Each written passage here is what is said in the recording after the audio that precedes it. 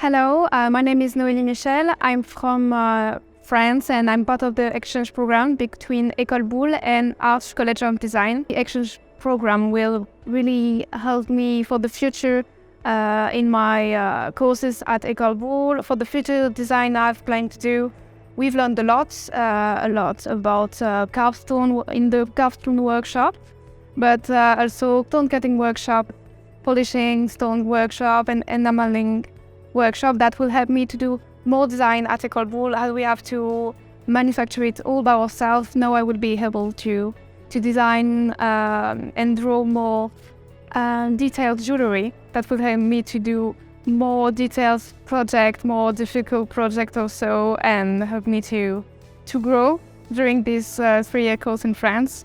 So I'm very thankful for that. 2 collections, one for Neerja, for them for their blue pocherie, and one for Gossel at Cochrane department, where we had to do 20 pieces that was aimed for global market. So we don't really speak, as I'm in first year, global market yet.